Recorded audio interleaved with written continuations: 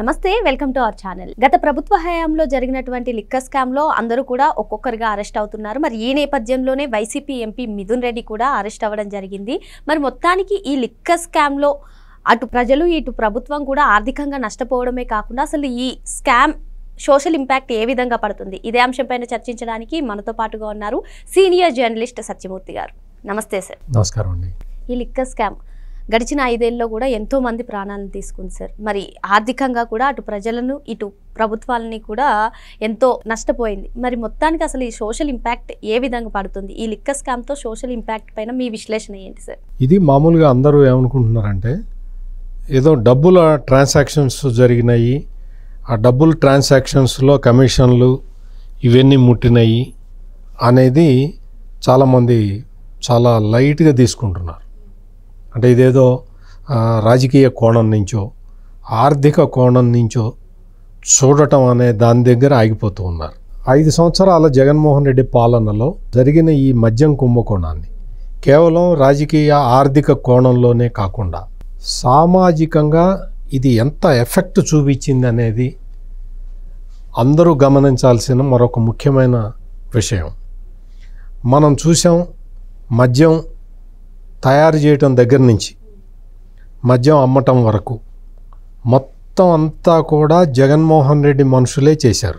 తయారు చేయటం, డిస్టిలరీలు బ్రూవరీలను బలవంతంగా స్వాధీనం చేసుకోవటం నుంచి జే బ్రాండ్ల పేరుతో మొత్తం దేశంలోనే కాదు ప్రపంచంలో ఎక్కడా లేని బ్రాండ్లను తీసుకొచ్చి ఆ బ్రాండ్ల పేరు మీద మద్యం ఉత్పత్తి చేసి, మామూలుగా సాధారణ పరిస్థితుల్లో అయితే ఉత్పత్తి చేసిన మద్యాన్ని కొన్ని రోజుల పాటు నిల్వ ఉంచుతారు.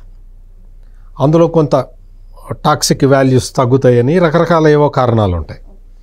ఆ కారణాల వల్ల మద్యంని నిల్వ చేస్తారు. నిల్వ చేసిన తర్వాత దాన్ని బాటిలింగ్ చేసి పంపిణీ చేస్తారు.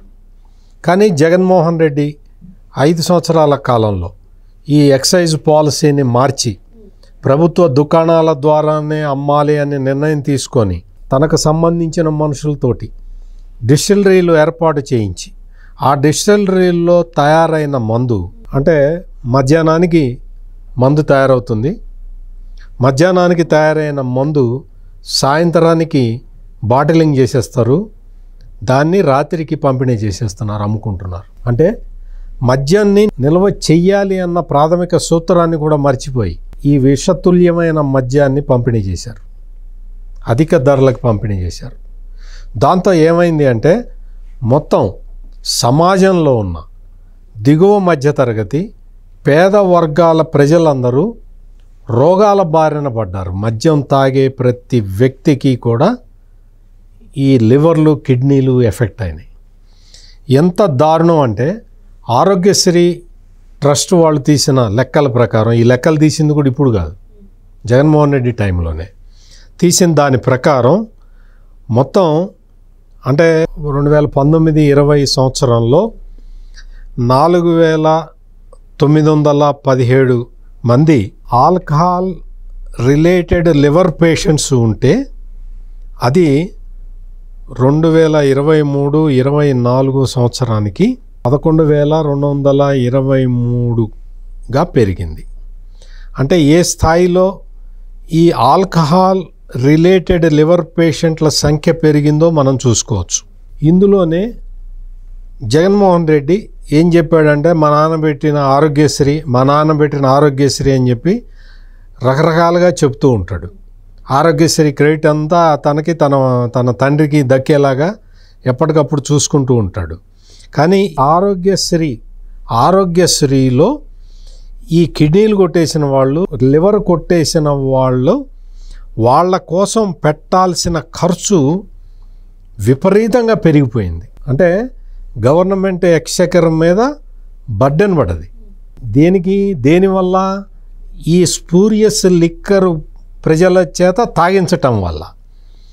మొత్తం అంటే 2014-2019 వరకు 68.98 కోట్లు ఖర్చు పెడితే ఈ లివర్ రిలేటెడ్ పేషెంట్స్ మీద ఆరోగ్యశ్రీ కింద, అది జగన్మోహన్ రెడ్డి టైంలో 141.20 కోట్లకు పెరిగింది. అంటే ఏంటి, జగన్మోహన్ రెడ్డి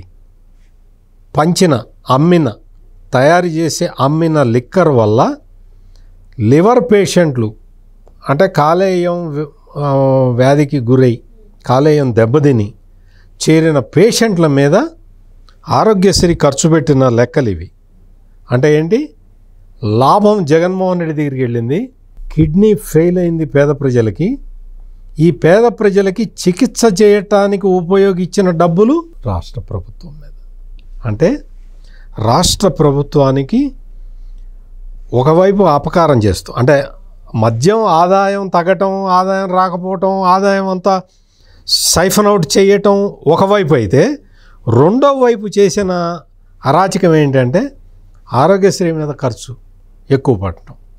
అంటే మద్యాన్ని డిస్కరేజ్ చేయాలి. తాగే ఎవరన్నా తాగుబోతులు ఉంటే ఆ తాగుబోతులు వద్దురా, నీ లివర్ దెబ్బతింటుంది, కిడ్నీ దెబ్బతింటుంది, నీ కుటుంబం ఆర్థికంగా చితికిపోతుంది, జాగ్రత్తగా ఉండు, మద్యం తాగొద్దు అని చెప్పాల్సిన రాష్ట్ర ప్రభుత్వం జగన్మోహన్ రెడ్డి చేతుల్లో ఉన్న సమయంలో జరిగింది ఏంటి అంటే ఇది.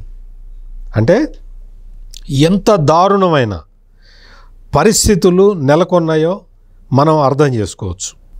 ఇంత దారుణమైన పరిస్థితులు అసలు దేశంలో ఎక్కడా లేవు, ఏ రాష్ట్రంలో లేవు. జగన్మోహన్ రెడ్డి సృష్టించిన ఈ మద్యం కుంభకోణం కారణంగా ఒక్క విషయం చెబితే నిజంగా బాధ అనిపిస్తుంటుంది. మొన్న నారా లోకేష్ విద్యాశాఖ మంత్రి పేరెంట్ టీచర్ మీటింగ్ పెడితే పేరెంట్ టీచర్ మీటింగ్కి సింగిల్ మదర్లు ఎక్కువ మంది వచ్చారు. ఎందుకు సింగిల్ మదర్ ఎక్కువ మంది ఎందుకు వచ్చారు, తండ్రి ఎందుకు రాలేదు అని అడిగితే చాలామంది పిల్లలు ఈ జగన్మోహన్ రెడ్డి 5 సంవత్సరాల కాలంలో మందు కొట్టడం వల్ల చచ్చిపోయారు. అందుకని సింగిల్ మదర్లు పేరెంట్ టీచర్ మీటింగ్కి వచ్చారు. అసలు ఎంత దారుణమైన ఇది ఉంది అంటే ఆల్కహాల్ అసోసియేటెడ్ లివర్ డిసీజెస్ 2014-24 మధ్యలో మొత్తం 109% పెరిగినాయి. 109% ఇంక్రీజ్. గుంటూరు జనరల్ హాస్పిటల్లో చూడొచ్చు, విశాఖపట్నం కేజీహెచ్లో చూడొచ్చు. అందరూ పేషెంట్లు ఇప్పటికీ వస్తూనే ఉన్నారు. ఇది ఆల్కహాల్ ఇండ్యూస్డ్ న్యూరోలాజికల్ కేసెస్.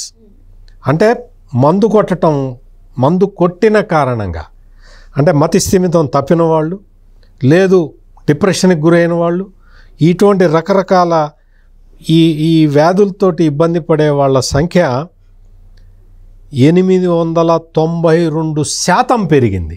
అంటే ఎంత దారుణం. జగన్మోహన్ రెడ్డి కేవలం తన ధనదాహాన్ని తీర్చుకోవటం కోసం సమాజాన్ని ఎంత అతలాకుతలం చేశాడో మనం అర్థం చేసుకోవాలి. మొత్తం ఇది కూడా అంటే ఏజ్ లివర్ పేషెంట్లు 35 సంవత్సరాల నుంచి 40 సంవత్సరాల మధ్యలో ఉన్న వాళ్ళల్లో ఈ లివర్ సమస్యలు 100% పెరిగినాయి. 100% లివర్ సమస్యలు 35-44 సంవత్సరాల మధ్య వయస్కులు. అంటే ఎంత, అంటే వాళ్ళ మీద ఎంత కుటుంబ బాధ్యత ఇవన్నీ ఉంటాయి కదా. అటువంటి వాళ్ళల్లో ఈ లివర్ సమస్యలు, కిడ్నీ సమస్యలు 100% పెరిగిపోయినాయి. అంటే ఒక 10,000 మంది ఉండేవాళ్ళు 20,000 మంది అయ్యారు. అటువంటి దారుణమైన పరిస్థితులు జగన్మోహన్ రెడ్డి టైంలో జరిగిన, జగన్మోహన్ రెడ్డి అనుయాయులందరూ కలిసి చేసిన ఈ కుంభకోణం కారణంగా సమాజం ఎంత నష్టపోయిందో ఒక్కసారి ప్రజలందరూ ఆలోచించుకోవాలి. ఇది కేవలం డబ్బులకు సంబంధించిందో లేదు రాజకీయాలకు సంబంధించిందో కేసు కాదు. ఈ కేసు అంటే వైట్ కాలర్డ్ నేరం కాదు. ఇది వైట్ కాలర్డ్ ముసుగులో చేసిన సామాజిక ద్రోహం, సంఘ విద్రోహం. మొత్తం సొసైటీలో దాదాపుగా 30,000 మంది ఈ మద్యం తాగి, జగన్మోహన్ రెడ్డి అందించిన మద్యం తాగి చనిపోయారని ఆరోగ్యశ్రీ లెక్కల్లో తెలుస్తూ ఉన్నది. దాదాపు 60,000 మంది ఎఫెక్ట్ అయ్యి వాళ్ళందరూ దే ఆర్ అండర్ ట్రీట్మెంట్. అంటే ఇది ఒక సామాజిక నేరం. సొసైటీలో ఎవరైతే పేద దిగువ మధ్యతరగతి ప్రజలు ఉన్నారో వాళ్ళందరినీ కూడా అనారోగ్యానికి గురి చేసిన ఇది ఒక సమాజ విద్రోహం, సమాజానికి ద్రోహం చేసిన కేసు ఇది. అందుకని ఈ కేసు వల్ల అంటే మద్యం వాళ్ళే తయారు చేసుకొని వాళ్ళ పార్టీ మనుషులను పెట్టుకొని వాళ్ళే అమ్ముకొని ఇదంతా చేయటం ద్వారా రాష్ట్ర ప్రభుత్వానికి నష్టం జరిగింది. ఈ కమిషన్ల కారణంగా జగన్మోహన్ రెడ్డి అండ్ కంపెనీ వీళ్ళందరూ కూడా బాగుపడ్డారు. నాశనం అయిపోయింది ఎవరు అంటే ఆంధ్రప్రదేశ్లో ఉన్న పేద ప్రజలు, దిగువ మధ్యతరగతి ప్రజలు ఈ మందు తాగి, జేబ్రాండ్లు తాగి వాళ్ళ సర్వస్వం కోల్పోయారు. 30,000 మంది ప్రాణం కోల్పోయారు. ఇంత దారుణమైన స్కాండల్ ఇది. అందుకని నా రిక్వెస్ట్ ఏంటి అంటే మొత్తం ఆంధ్రప్రదేశ్ ప్రజలందరూ కూడా దీన్ని ఏదో వైట్ కాలర్డ్ నేరం లేదు రాజకీయాలకి సంబంధించిన కోణంలో దీన్ని చూడమాకండి దయచేసి. I'm requesting all of you. ఇది ఒక సమాజ ద్రోహం, ఒక సోషల్, అసలు ఎంత దారుణమైన పరిస్థితి అంటే పేద దిగువ మధ్యతరగతి ప్రజలని చంపేసిన స్కాండల్ ఇది. అందుకని ఈ కుంభకోణం సామాజిక దృక్కోణంలో చూడాలి అందరూ. ఏదో ఆ కుబేరా సినిమా చూసినంతకాలం చూసినంత సమయంలో అడుకునే వాళ్ళ మీద, బెగ్గర్స్ మీద జాలి చూపి సినిమా అయిపోగానే మర్చిపోయినట్టు కాదు. ఇక్కడ జగన్మోహన్ రెడ్డి టైంలో జరిగిన ఈ కుంభకోణం కారణంగా ఎన్నో కుటుంబాలు నష్టపోయినాయి. కుటుంబ పెద్దలు చనిపోయారు, పిల్లలు తండ్రి లేని పిల్లలు అయ్యారు. ఇది మొత్తం సమాజం మొత్తం కూడా ఈ విషయాన్ని ఈ కోణంలో ఆలోచించుకోవాలి. మొత్తం ఎన్ని రకాలుగా సమాజానికి ద్రోహం చేయాలో అన్ని రకాలుగా సమాజానికి ద్రోహం చేసిన వ్యక్తి జగన్మోహన్ రెడ్డి. అందుకనే ఈ రోజున పెద్దిరెడ్డి మిథున్ రెడ్డిని అరెస్ట్ చేస్తే ఎట్లా ఎగబడుతున్నారో చూడు వైసీపీ వీళ్ళందరూ కూడా. ఎందుకు? అతను చేసింది ఏమన్నా చిన్న నేరమా? 30,000 మందిని చంపిన నేరాన్ని చిన్న నేరంగా చూపించటానికి, ఓ రాజకీయ కక్షతోటి జరిగింది అని చెప్పటానికి వాళ్ళు అంత తాపత్రయపడుతూ ఉన్నారు. ఎందుకు తాపత్రయపడుతున్నారా? చచ్చిపోయిన కుటుంబాల్లో మీకు సంబంధించిన వాళ్ళు లేరనా? చచ్చిపోయిన కుటుంబాలు నువ్వు సృష్టించిన మద్యాన్ని తాగిన కుటుంబాలు. నువ్వేం తాగుతావు? నువ్వు ఫారెన్ నుంచి లిక్కర్ తెచ్చుకుంటావు, లక్షల కోట్లు ఉన్నాయి కదా, నువ్వు తాగుతావు, నువ్వు బాగానే ఉంటావు. చచ్చిపోయింది పేద ప్రజలు, దిగువ మధ్యతరగతి ప్రజలు. ఈ విషయాన్ని సమాజం మొత్తం కూడా చాలా సీరియస్గా తీసుకోవాలి.